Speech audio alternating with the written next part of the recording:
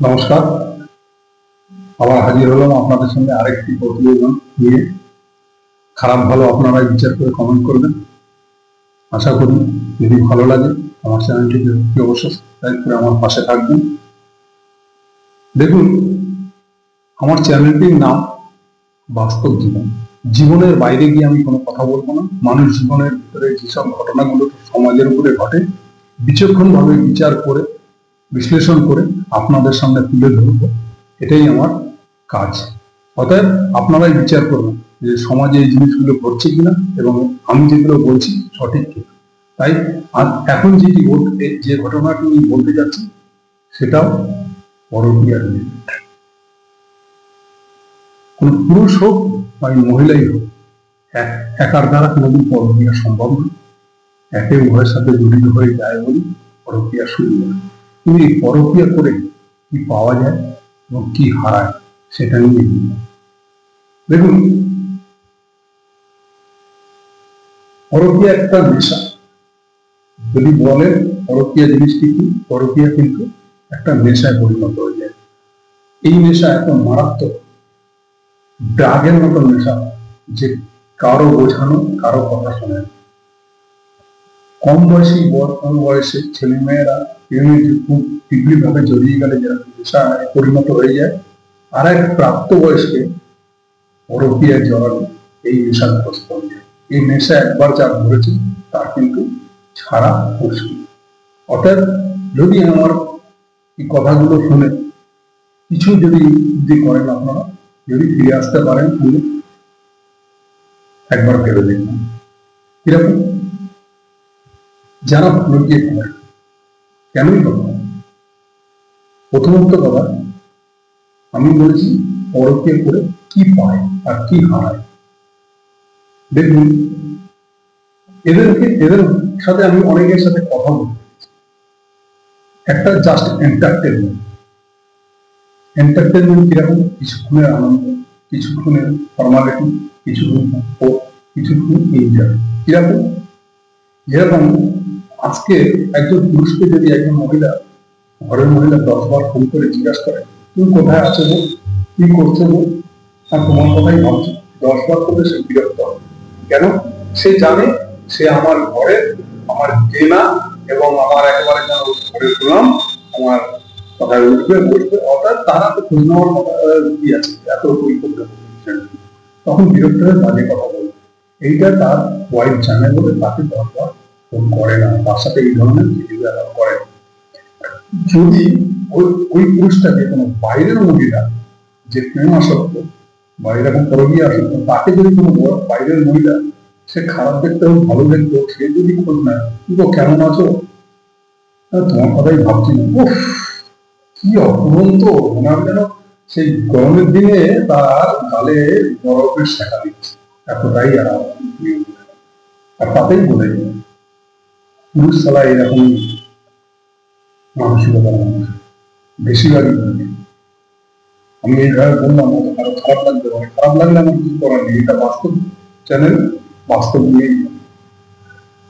তুমি আজকে মেয়ে জামাটা পড়েছিলেন, কি ভালোই না লাগবে, কিন্তু একবার চিন্তা করুন তো, আপনার ওয়াইফ যখন বলুন তখন তো আপনার এই কথাটা ভালো লাগবে, এই জামাটায় ভালো লাগছে।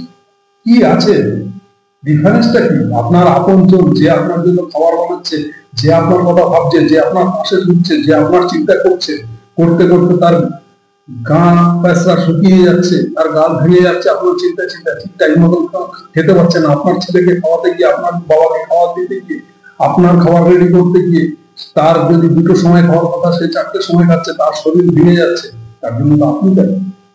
তাই ভাঙা শরীরের প্রতি তার আর মায়া পাচ্ছে না। সে কি করছে না, ওই এক সুন্দরী মহিলা ফোন করে বলছে হাই কেমন আছো, তোমার শরীরটা ভেঙে যাচ্ছে, তোমাকে অন্য ড্রেসটা ভালো লাগবে। এর যে এন্টারটেনমেন্ট, এই এন্টারটেনমেন্ট করার জন্য আপনি পরকীয়ায় জড়িয়ে যাচ্ছেন। যেতে যেতে কি হচ্ছে, আপনি বেহায়া বলে পরিচিত হয়ে যাচ্ছেন। কারণ আপনি জানেন আপনার এই এলোপিটি, এটা কিন্তু উভয়ের জন্য বলছি, ছেলে এবং মেয়ে, মানে একজন মহিলাই হোক বিবাহিত, একজন বিবাহিত পুরুষ, উভয়ের ক্ষেত্রে সমান। কারণ আপনি কিন্তু সমাজে বেহায়া বলে পরিচিত হয়ে যাচ্ছেন। আপনি জানেন আপনার এই ফিলোসফি কেউ জানে না।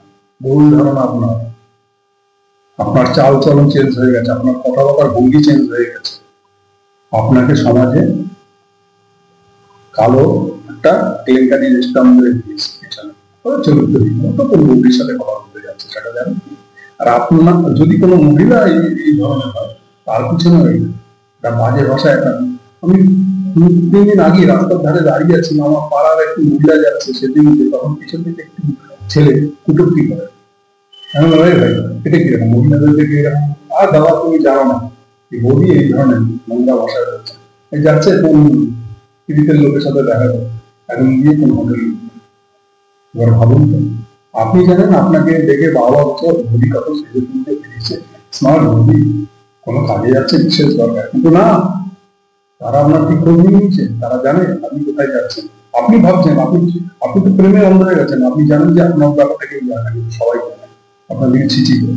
যেদিন আপনি সমাজে কোনো বড় কথা বলতে যাবেন, আপনাদের মুখের উপর বলে দেবেন নিজের চরিত্র নিয়ে ভাবো, তুমি এখানে নাম করাতে আসবেন, বলুন কেমন লাগবে আপনার ফ্যামিলির সামনে, আপনার ভাইয়ের সামনে, আপনার বাবার সামনে, আপনার হাজবেন্ডের সামনে যেদিন পেলে এরকম কথা বলবে পারার লোক, আপনার কেমন লাগবে? কেমন লাগবে ভেবে দেখুন একবার।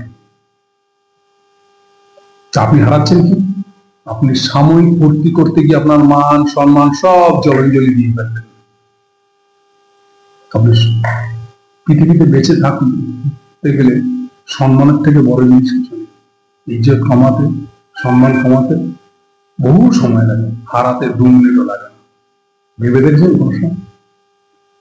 ভাবুন, আপনার ছেলেটির সামনে, আপনার ছেলেটি যখন রাস্তায় বেরোচ্ছে, বলছে এই জানিস তো তোর মানাকে না কালকে দেখছিলাম অমুক আঙ্কেলের সাথে অমুক জায়গায়। বলুন তো কেমন লাগে? আপনার ছেলে হয়তো লজ্জায় করে বলতে পারছে না আপনার সামনে এসে,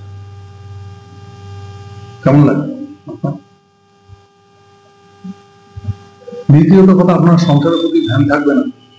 যে পুরুষ পরকীয়ায় জড়িয়ে যাবে, তার সংসারের প্রতি খেয়াল থাকবে না, ছেলে মেয়ের প্রতি খেয়াল থাকবে না, ছেলে মেয়ে লেখাপড়া করলো কিনা, বউয়ের শরীর খারাপ কিনা, বাবা কি করছে, মা কি করছে, ফিউচার এর কথা মনে থাকবে না। করতে করতে করতে করতে টাকা পয়সা নানা রকম ব্যয় করতে করতে, এমনকি টাকা পয়সা খরচা পর নারীর পিছনে, যখন আপনি আপনার স্ট্যাটাস বজায় রাখতে গিয়ে তার সামনে আপনি কোনো বন্ধুর থেকে টাকা ধার নিচ্ছেন, অফিস থেকে তুলছেন, পরে ধার দেনায় জড়িয়ে যাচ্ছে, জড়িয়ে গিয়ে আপনি নানা রকম ধার দেনায় জড়িয়ে আপনার আরো ডিপ্রেশনের দিকে চলে যাচ্ছে। একটা সময় কি হচ্ছে, আপনি ঘরে কৈফত দিতে পারছেন না, এত টাকা লোন নিয়েছেন কিসের জন্য, কোথায় খরচা করবেন। আপনার ঘরেও অশান্তি লাগলো, বাইরে যাকে নিয়ে করতেন তার পিছনে আর খরচা করতে পারছেন না, সেও আপনাকে আপনি না রইলেন ঘাটকা, না রইলেন ঘাটকা। ফিউচার তো মারো গলি, ফিউচার তো মারো গলি। কি আপনি ছেলের ভবিষ্যৎ করবেন, কি আপনার ফিউচার করবেন, কি আপনার বাবা মাকে দেখবেন, সব আপনার জলাঞ্জলি হয়ে গেছে। আর যে মহিলা করছে, যেদিনকার বাজারের মধ্যে তার ঘুমটাটা খুলে দেবে অন্য মানুষ, সেদিনকার সে না তার স্বামীর কাছে সম্মান পাবে, না শ্বশুর শাশুড়ির কাছে, না নিজের বাবা মার কাছে, না পাড়া প্রতিবেশীর কাছে। সে কি হবে, ঘরকা না ঘাটকা হয়ে থাকবে। তারপরে বেশি কিছু অশান্তি হলে আপনি ভাবছেন আমার জন্য তো ওই মজনু রেডি আছে, যখন মজনুর কাছে যাবেন, মজনু পরিষ্কার আপনাকে মুখের উপরে বলে দেবে, তুমি তোমার স্বামীর হতে পারোনি যে তোমার জন্য এত কিছু করেছে, তুমি কাকে ছেড়ে আমার কাছে আসবে, তুমি ভাবলে কি করে যে আমি তোমাকে ঘরে নিয়ে যাবো। আপনার যদি আপনার যে উনি সাক্ষী নিয়ে যাকে নিজের করেছেন একবার, তার যদি আপনি না হতে পারেন, আপনি কারো হতে পারবেন না।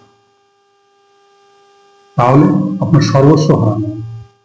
আমরা বেঁচে আছি কিসের উপরে?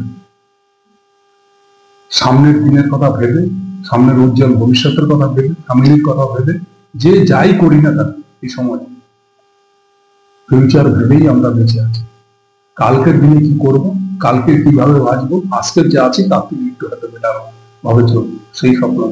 এই স্বপ্নের মধ্যে আমরা একটু অতিরিক্ত এন্টারটেনমেন্ট, এক ধরনের নেশা, এই করতে গিয়ে আমরা সর্বস্ব হারিয়ে ফেলছি। দাদা ভাই কি দিদি ভাই, পরকীয়ায় কিচ্ছু নেই। সেই ভালোবাসাটা আপনি আপনার স্ত্রীকে দিন, আপনার ছেলে মেয়ে দেখবেন জীবনটা কত উজ্জ্বল হচ্ছে, জীবনে জীবনে কি পাচ্ছেন।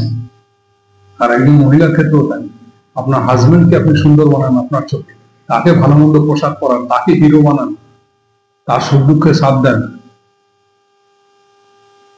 প্রেমের লীলা বয়ে যাবে। প্রেম ঘরেই হয়। প্রেম অমুক জায়গায় গেলে হবে, অমুক বেলতলায় দাঁড়ালে হবে, অমুক সিনেমা হলের সামনে গিয়ে দাঁড়ালে হবে, এরকম কোনো কথা নেই। তো সর্বস্ব হারাবার আগে একটু চিন্তা করবেন কি পাচ্ছেন। আর কিছু মানুষ আছে বেহায়া, যাদের সমাজ নমাজ মা বাপ ভাই বোন কারো দরকার নেই, তাদের কথা আমি ছেড়েই দিলাম। তারা সমাজের কীট পতঙ্গ। তারা অনেক সময় ভেবে নেয় সানি লিওন করতে পারছে আমি দোষ, সানি লিওন সেলিব্রিটি হয়ে শাহরুখ খানের সাথে ফিল্ম করছে। আপনি কিন্তু আপনি সমাজের কীট হয়ে থাকবেন। এই কথা যদি মাথায় ঢুকিয়ে নেন, আপনি সমাজের কীট পতঙ্গ হয়ে জীবনযাপন করতে হবে। আপনাকে আর সানি লিওন হতে হবে না। আপনি কি হবেন সেটা সমাজ আপনাকে একটা আখ্যা দিয়ে দেবে। কি আখ্যা দিতে পারে সেটা আপনি কল্পনা করে নিন, আমি ব্যক্ত করলাম না মনে। যাক, নমস্কার, আজকে